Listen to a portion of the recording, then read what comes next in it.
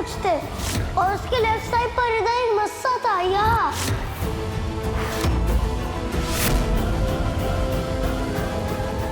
समीर, समीर कहाँ हो आप? समीर, समीर!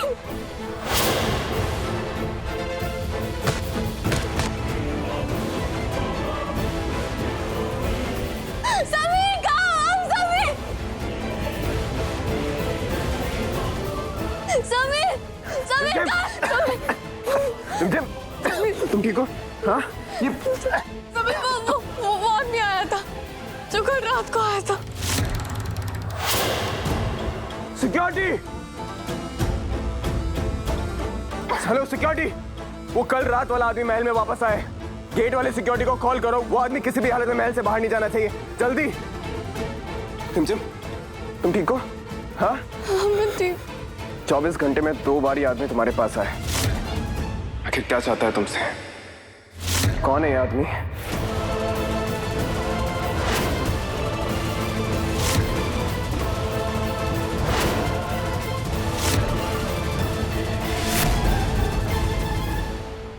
अब हमारी चाल से रिमझिम नहीं बच पाएगी।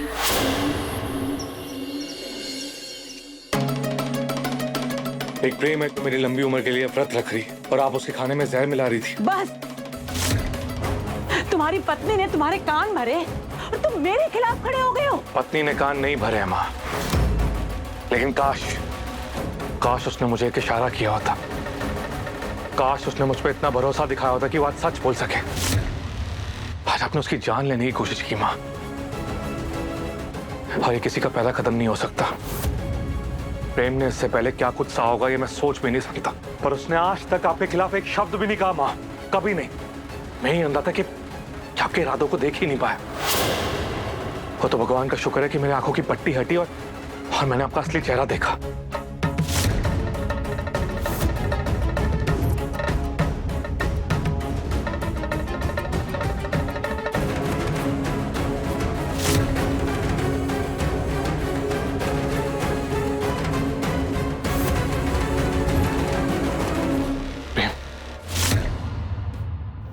आज अगर मैंने माँ को तुम्हारे खाने में जहर मिलाते हुए ना देखा होता तो आज मैं तुम्हें खो देता।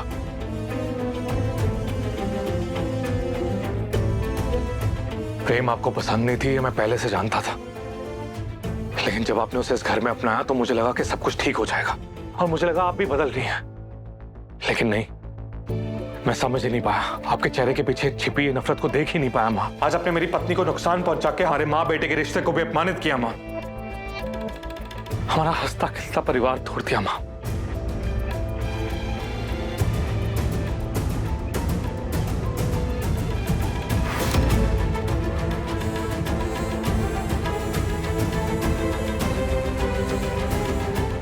हम कभी नहीं चाहते थे कि एक बेटे की नजर में उसकी माँ की छवि खराब हो।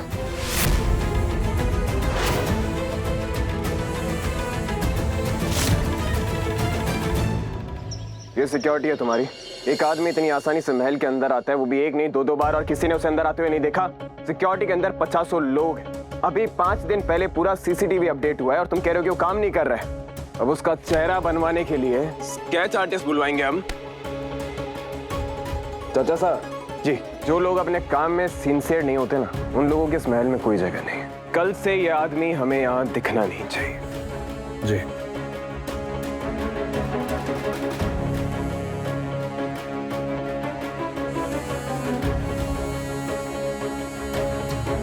अरे राजा साहब, आप क्यों परेशान हो रहे हैं?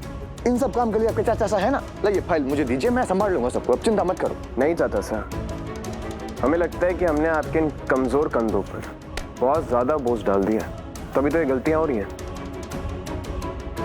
अब से सिक्योरिटी का सारा काम हम संभालेंगे, वो भी अच्छे से अंदर घुसकर छानबीन करके।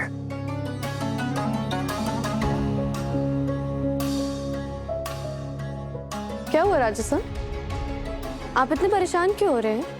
हमला तो मुझ पर हो रहा है ना, तो फिर आपको इतनी परेशानी क्यों हो रही है? इतनी चिंता तो हमें सिर्फ अपनों की होती है ना, कहीं ऐसा तो नहीं कि आप मुझे अपना समझने लग गए? ये ना मजाक का वक्त है, सीरियस टॉपिक है। महल की सिक्योरिटी की बात है, सिर्फ तुम्हारी नहीं। मजाक कर कौन रहा है? हाँ, मैं भी सीरियस हूँ। बताओ। पहले भी तो मुझ पर बहुत बार हमला हुआ है, लेकिन इस बार आप कुछ ज्यादा ही पैनिक कर रहे हैं। नहीं, कहीं ऐसा तो नहीं कि शादी का सच जानने के बाद आपके दिल में कुछ हो रहा हो? हमारा दिल और दिमाग दोनों सही है, और नहीं भी होते ना तो भी उसमें ये कुछ नहीं होता। अच्छा, तो ठीक है, एक टेस्ट करते हैं।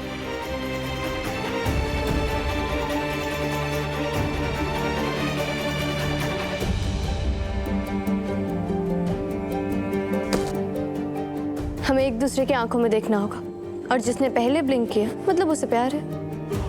सिंपल। हमें तुम्हारे बच्चों वाली गेम में कोई इंटरेस्ट नहीं है। कहीं राजा सर डर तो नहीं गए कि उनकी दिल की बात बाहर आ जाएगी? देखो, हम रॉयल्स, और रॉयल्स को किसी भी चीज से डर नहीं लगता। तो ठीक है, फिर शुरू करते। बैठिए।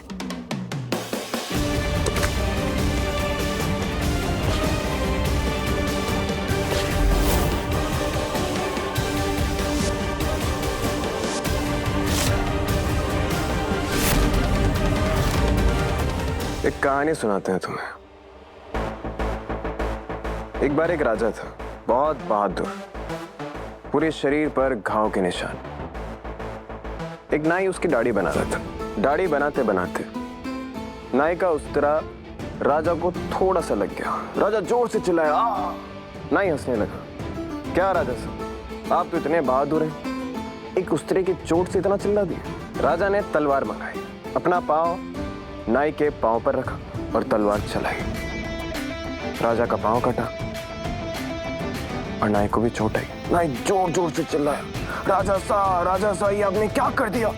इस कहानी का मोरल पता है? मोरल ये है कि बहादुरी दर्द सहने में नहीं, बहादुरी होती है ये जानने में कि दर्द कहाँ महसूस करना है और कहाँ नहीं। वैसे ही हम भी अच्छे से जानते हैं कि दिल कहाँ लगाना है और कहाँ नहीं, कब तक तुम्हारी मदद करनी है, और जब तुम पागल हो जाओ और इधर उधर भागने लगो तो तुम्हें अपने हाल पर छोड़ दे। समझी?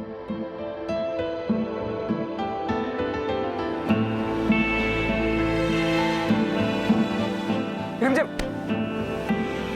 क्या कर रही हो? जल जाता ना भाई, पागल। दर्द मुझे हो रहा था, लेकिन आंखें आपकी ब्लिंक हुई। आप रियलाइज करो या ना करो, लेकिन प्यार तो आपको हो गया है राजा से।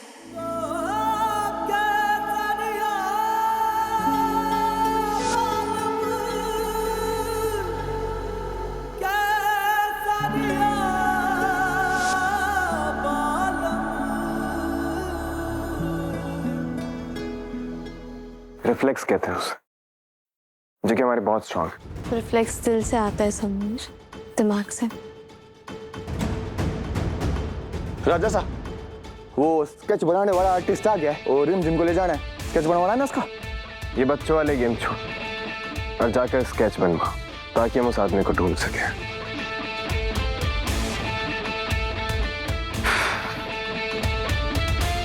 शुरुआत हो चुकी है समीर, और बहुत जल्द मैं आपके दिल में अपने लिए प्यार जगा कर रहूंगी।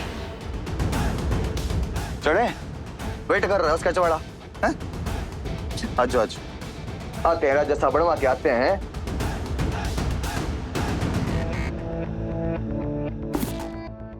अब यहाँ रुक कर क्या फायदा जब मेरा बेटा ही मेरा ना रहा। तुम दोनों रहो साथ में। मैं जा रही हूँ तीर्थ यात्रा पर, मथुरा वृंदावन। अब तो भगवान के चरणों में ही मुझे शांति मिलेगी। वीर, रोकिए ना माँ को। कोई जरूरत नहीं है।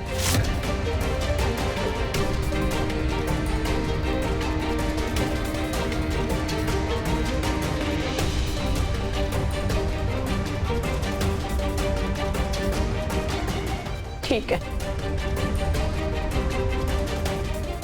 पर एक एहसान तो कर सकते हो ना अपनी माँ पर। मुझे वहां आश्रम में रहना है, बड़ा डोनेशन देना चाहते हैं।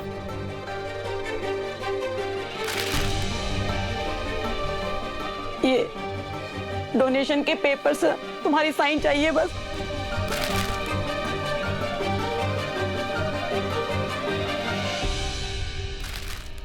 लीजिए। ओके।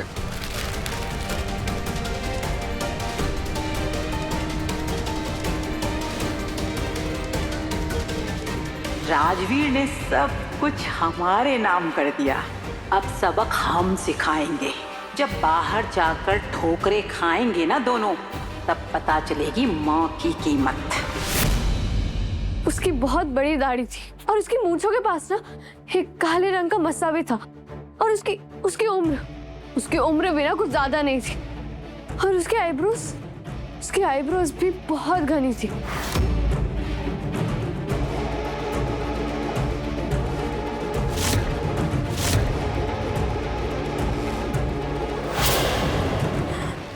कौन हो तुम? ये तो वही आदमी है जो मुझे रात में मारने की कोशिश कर रहा था। समीर, समीर!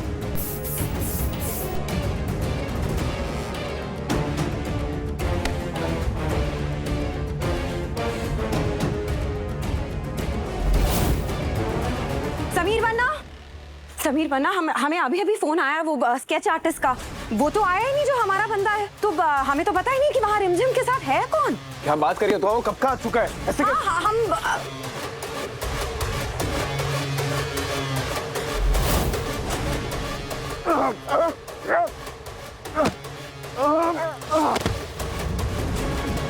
रिमझिम, प्रताप चाचा पकड़िए उसे। चाचा संभालिए। पकड़ लिया। कौन है तू? हाँ बोल, तेरी हिम्मत कैसे महल में घुसने की? बोल बोल, कौन है? मत मारिए, मत मारिए। बोल कौन है तू? बोल। मैं यहाँ। रिमझिम तुम ठीक हो? मैं अपनी बेटी को लेने आया था। बेटी? इसकी बात कर रहे हैं? इस महल में कौन है तेरी बेटी?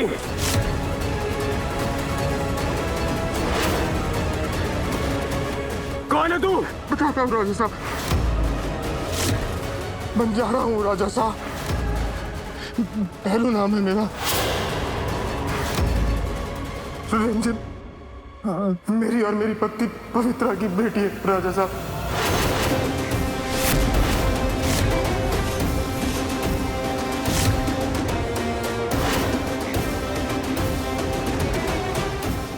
बाप, अरे प्रताप साहब, ये महल है कि सिनेमा हॉल? हर शुक्रवार को यहाँ इतनी पिक्चर चालू हो जाती है, हम तो परेशान हो गए। झूठ बोल रहे हैं।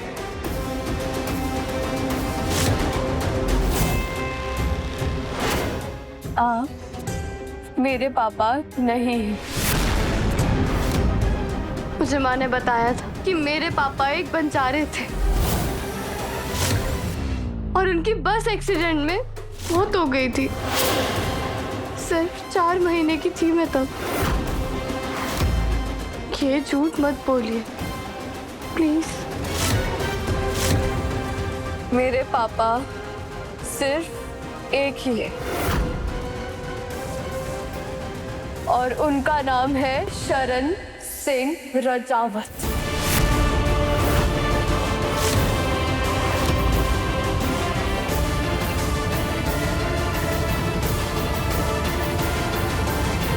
कितना बदनसीब बाप हूं मैं।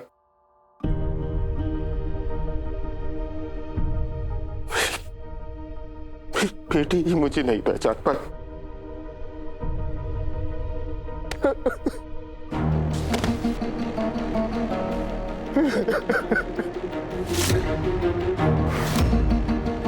मैं और मेरी पत्नी पवित्रा,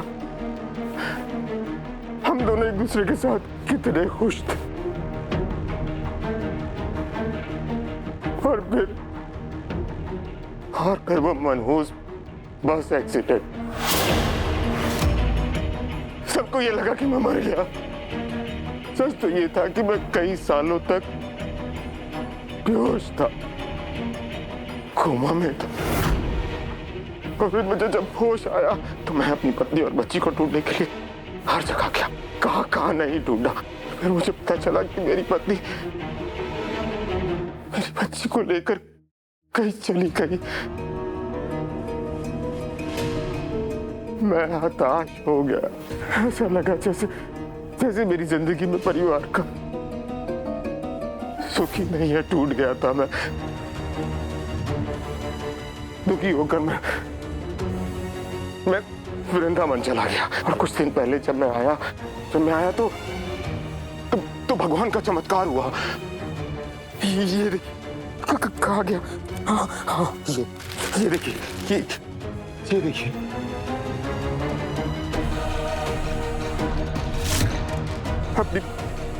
अपनी पत्नी और बेटी की तस्वीर देखकर मैं अपने आप को रोक नहीं पाया।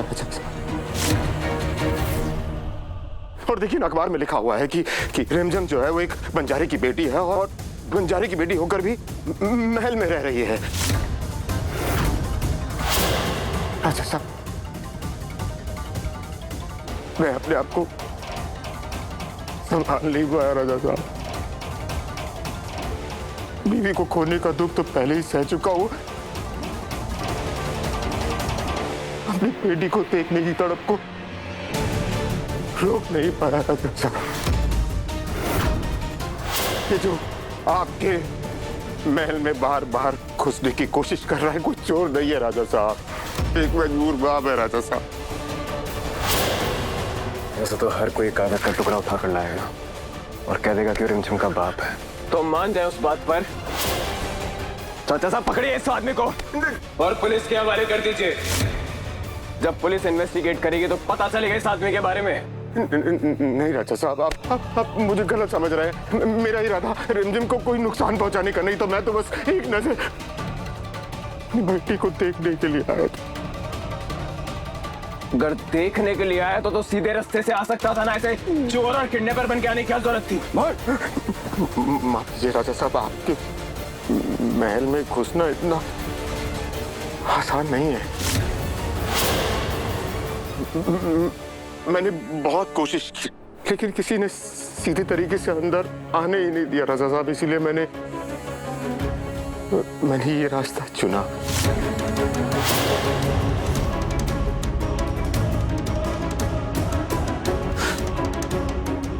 बस बात करना चाहते।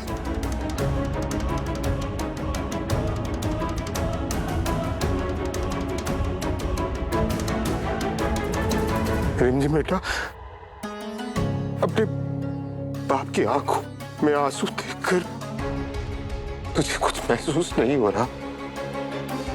बेटा, तू मेरा खून है। मत कीजिए झूठ बोलना, आप मेरे पापा नहीं हैं।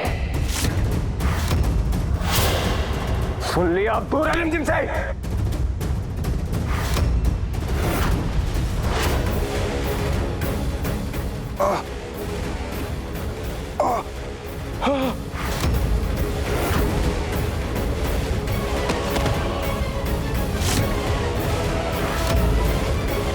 अरे ये देखो, कोई तो देखो इन्हें, कैसे ऐसे बेहोश हो गए। हमारे महल में ऐसे कोई बेहोश हो जाए, और ऊपर से जो बातें इन्होंने की है, अब हमें नहीं पता ना उसमें कितना सच है कितना झूठ क्या है, पता तो लगाना पड़ेगा ना। इस बार ऐसा दाव खेला है हमने, तुम्हारा इस महल से जाना पक्का है रिमझिम। राजा साहब, हमने सारी की सारी जानकारी निकाल ली है। उस हादसे के अंदर ना जो बस्ती तो पूरी की पूरी जड़ गई थी। कुछ आदमी थे जो नदी में कूद गए थे। अब वो जो आदमी हैं, बचे हैं, जिंदा हैं, उनका पता नहीं है। मुमकिन हो सकता है कि ये जो भैरू है उनमें से एक हो। हाँ हाँ बिल्कुल मुमकिन है, पक्का तो नहीं है ना कि उन्हीं में से एक है। ये बात भी सही है। चाचा साहब, अगर ये रिमझिम के असली फादर होते ना तो इस तरह चोरी छुपे किडनैपर्स की तरह नहीं आते, दरवाजे से सीधा आते। हमें भी यही लगता है। हो सकता है ये आदमी वो हो ही ना जो ये होने का दावा कर रहा है। हमारे पास एक तरीका है, ऐसे लोग ना पैसों के भूखे होते हैं, पैसों के लालच में बड़ा सा बड़ा खेल रचते। अब हम इसी के खेल में इसी का टेस्ट लेंगे। हाँ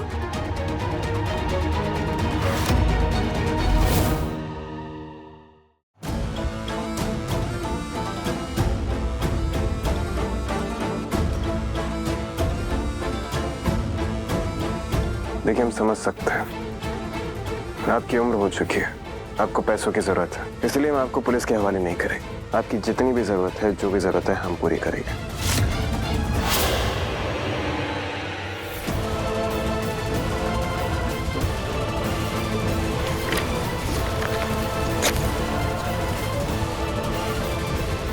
ये ब्लैंक चेक, जितना अमाउंट भरना चाहते हैं भर लीजिए। हम बिना किसी सवाल के साइन कर देंगे।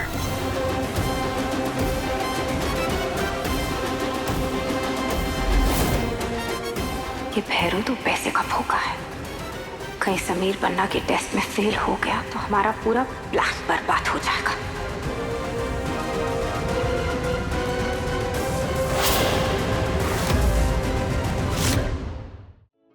रंजन, मेरी और मेरी पत्नी पवित्रा की बेटी है राजा साहब। अपनी पत्नी और बेटी की तस्वीर देख मैं अपने आप रोक नहीं पाया राजा साहब। और देखिए अखबार में लिखा हुआ है कि रेमजंग जो है वो एक बंजारे की बेटी है और बंजारे की बेटी होकर भी महल में रह रही है। मेरे लिए तो हमेशा से आप ही मेरे पापा हैं, तो कोई और आपकी जगह कैसे ले सकता है? मुझे जानना होगा कि ये इंसान है कौन और इसका इरादा क्या है।